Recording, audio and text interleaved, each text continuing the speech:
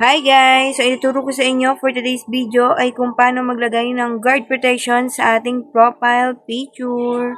So, yan guys, ito ipapakita ko muna sa inyo yung profile ko na wala pa siyang guard protection sa aking profile picture.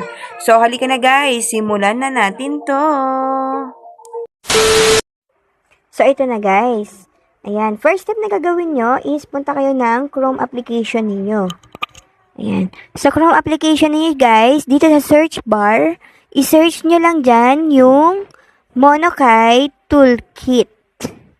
Ayan. And then, i-search nyo na. Kapag ka na-search nyo na yan guys, meron kayong makikita dyan na Monokai Toolkit. Ngayon, i-click nyo lang yan guys, and then magdadirect na kayo sa Play Store. Ayan. So, dyan sa may taas guys, sa may gilid, may makikita kayo dyan na install. So, i-click nyo lang yung install. Ayan, tapos intayin lang natin siyang mag-download. So, ito guys, ito kasi yung gagamitin natin na application para magkaroon ng guard protection ang ating profile picture sa Facebook. So, ang kinagandahan kasi nito guys, hindi siya basta-basta makukuha. Lalo na kung alam nyo yung mga nang-i-scam, yung mga gumagamit ng picture para mang-scam. So, yun yung kinagandahan niya.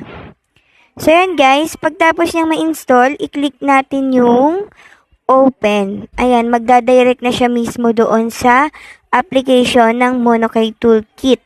So, yan. Intayin lang natin siya. Ayan. Dito guys, i-X nyo lang yan. Ayan, i-click nyo lang yung X. Tapos, dito ang piliin nyo, no, thank you. Kasi para sa ads yan. So, yan, i-click nyo lang yung get started. Then, click continue. Tapos, i-click nyo lang yung finish.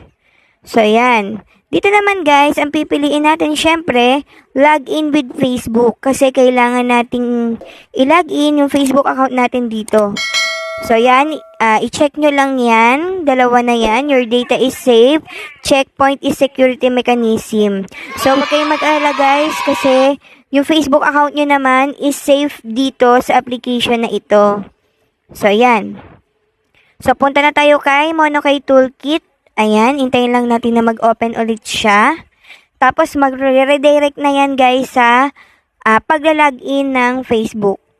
So, dyan guys, ilagay nyo lang yung mobile number or email address at password ng Facebook ninyo. Ayan. So, ilagin lang natin ang ating Facebook. Ayan. Hintayin lang natin guys. So, password. Ilagay nyo dyan kung ano yung password ninyo sa Facebook. Ayan. Inuulit ko guys. Save po ang ating Facebook account dito sa ating Monokai Toolkit. So, yan. So, yan guys. Pag nakalagin na tayo dyan, ayan. Dyan sa baba guys, punta kayo dyan sa tools na katabi ng home. Tapos, piliin nyo dyan yung avatar guard. Ayan. So, dito sa avatar guard guys, may makikita kayo dyan na disabled. So, kailangan lang nating i-enable yan. Yan. I-open nyo lang. Ngayon guys, ang gagawin natin, pupunta na tayo sa Facebook account natin at titignan natin kung nagkaroon na ba ng guard protection ng ating profile picture. So, ayan guys, i-refresh nyo lang. Ayan. So, yan guys. Nakita nyo naman, meron na. So, yan guys. Ganun lang kadali ang mga step para maglagay ng guard protection sa ating profile picture. Ayan. Kung nagustuhan nyo po ang video tutorial na ito, don't forget to hit the bell button and please subscribe to my YouTube channel. Thank you. Bye-bye.